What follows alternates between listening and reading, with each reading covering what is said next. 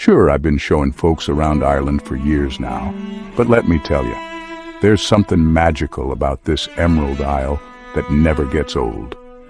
From the rolling hills of Connemara to the dramatic Cliffs of Moher, every view is a feast for the eyes. The fertile fields of County Meath stretch as far as the eye can see, a patchwork quilt of greens that'd make any painter envious. And just when you think you've seen it all, you turn a corner in the Ring of Kerry, and there's another breathtaking vista waiting to steal your heart.